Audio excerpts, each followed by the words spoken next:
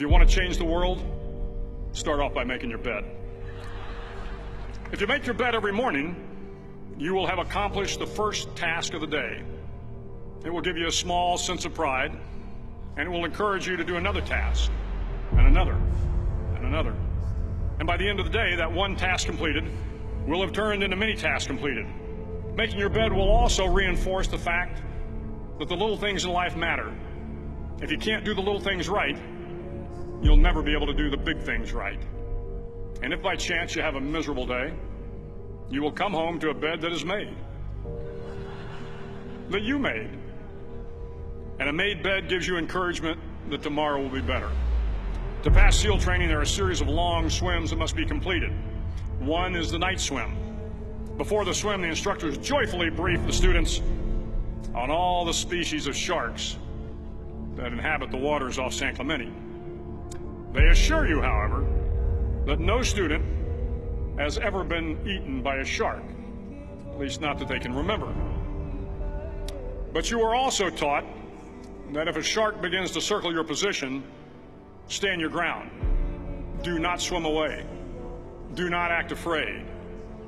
And if the shark, hungry for a midnight snack, darts towards you, then summons up all your strength and punch him in the snout, and he will turn and swim away. There are a lot of sharks in the world. If you hope to complete the swim, you will have to deal with them. So if you want to change the world, don't back down from the sharks.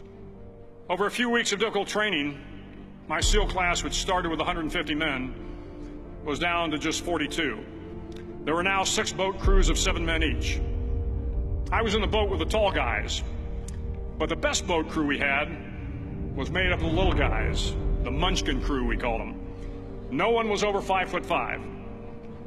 The Munchkin boat crew had 1 American Indian, 1 African American, 1 Polish American, 1 Greek American, 1 Italian American, and 2 tough kids from the Midwest. They out-paddled, outran, and outswam all the other boat crews.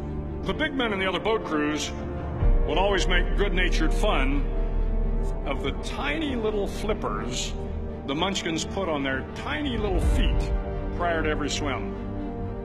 But somehow these little guys from every corner of the nation and the world always had the last laugh, swimming faster than everyone and reaching the shore long before the rest of us.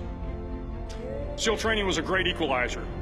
Nothing mattered but your will to succeed, not your color, not your ethnic background, not your education, not your social status. If you want to change the world, measure a person by the size of their heart, not by the size of their flippers. The 9th week of training is referred to as Hell Week. It is 6 days of no sleep, constant physical and mental harassment, and 1 special day at the Mud Flats. The Mud Flats are an area between San Diego and Tijuana where the water runs off and creates the Tijuana Sloughs, a swampy patch of terrain where the mud will engulf you. It is on Wednesday of Hell Week that you paddle down to the Mud Flats and spend the next 15 hours trying to survive the freezing cold, the howling wind, and the incessant pressure to quit from the instructors. As the sun began to set that Wednesday evening, my training class, having committed some egregious infraction to rules, was ordered into the mud. The mud consumed each man till there was nothing visible but our heads. The instructors told us we could leave the mud if only 5 men would quit. Only 5 men, just 5 men, and we could get out of the oppressive cold. Looking around the mud flat, it was apparent that some students were about to give up. It was still over 8 hours till the sun came up. 8 more hours of bone-chilling cold. The chattering teeth and the shivering moans of the trainees were so loud, it was hard to hear anything.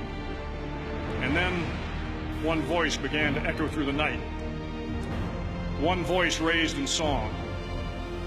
The song was terribly out of tune, but sung with great enthusiasm.